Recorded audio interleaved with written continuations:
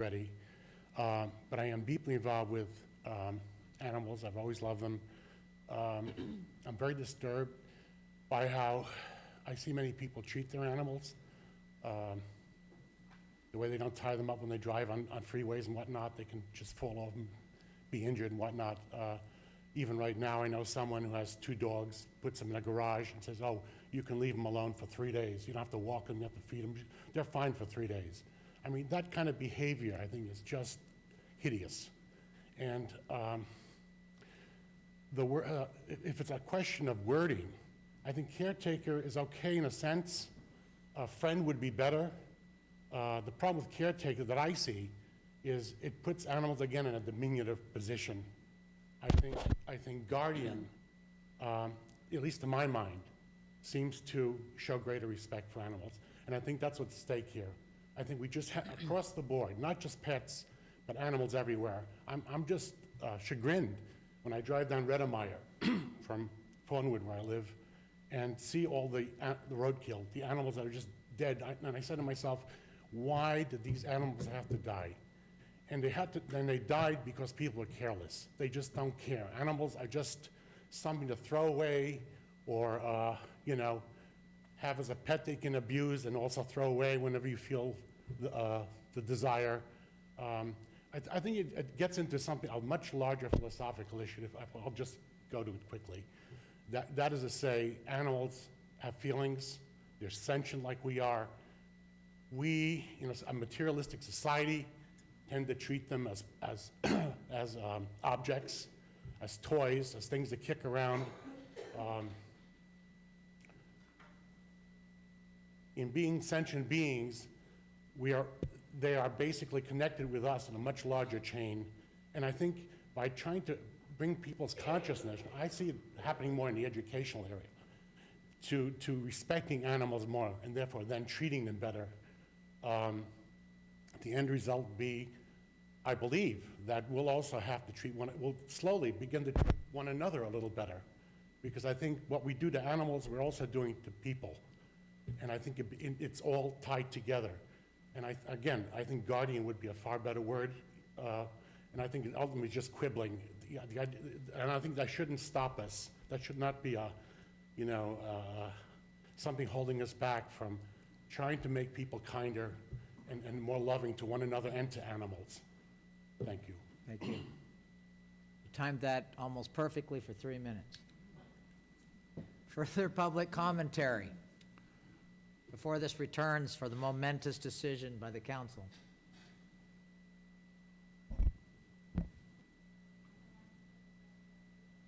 I don't, that's up to the council whether they want to start.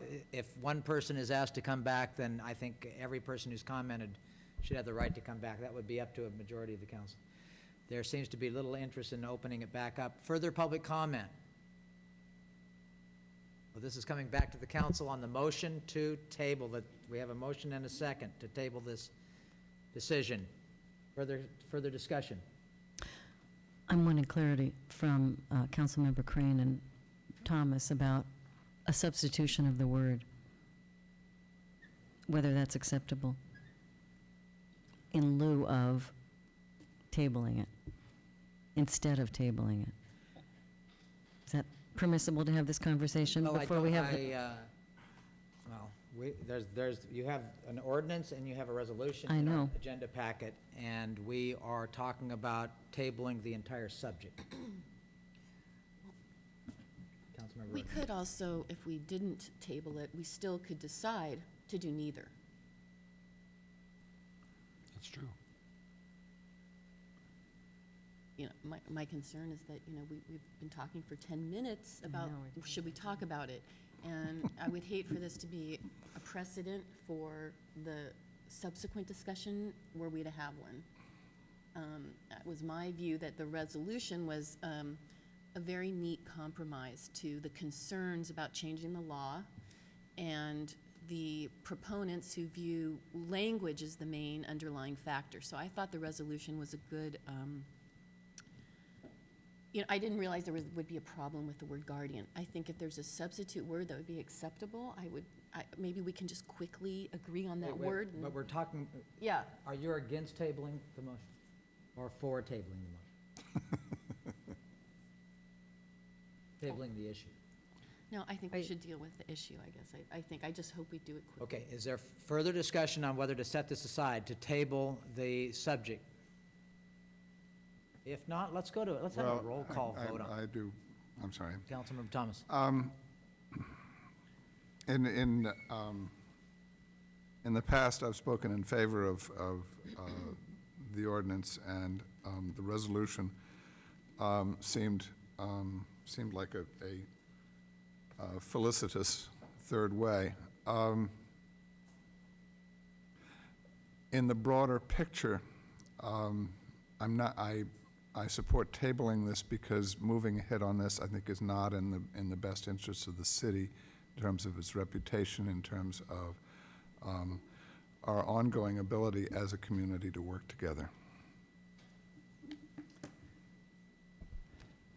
Again, as the mayor, I told myself that I would never demand or ask for the final comment. So after I make this comment, we'll make sure that everyone has another comment. I disagree that it's a negative for the community. I think when you have controversy, it actually yields education. And I think this movement of fear about controversy that seems to have swept the nation, to me, causes wonder and consternation. I think, on the other hand, the alternative is consensus, and to me, consensus yields very little change. Whenever we have unanimous votes up here, not much is really happening. When there is disagreement, and there are tough decisions, and maybe some people are alienated by the decision, then there has been a movement. Now, maybe the movement is in an improper direction, and maybe it's in a great direction. But this is the way humanity has progressed, in my opinion, is when there has been disagreement. It has yielded education. And again, there's going to be a claim that a great deal of time has been wasted. But had we moved forward and made the decision in the first place, it would have taken maybe 1 hour of staff time, maybe 35 minutes of council time. It would have entered the books, and it might have been a positive step forward, but it wouldn't have wasted time. It has been the challenge to the concept that has demanded all this time, in my opinion. Councilmember Crane. I wanted a reality check on the concept you spoke to.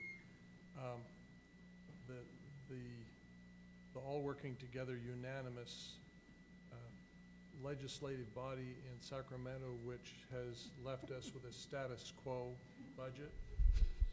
Is that a good example of what you're speaking of?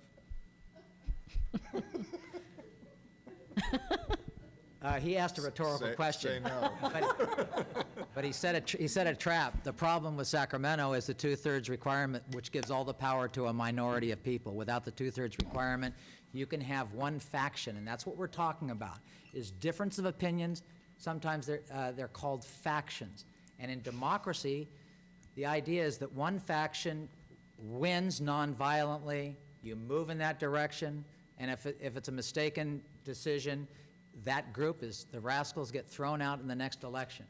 The problem in Sacramento is that a minority of 1/3 plus one vote can control what the majority does. So did you just say no?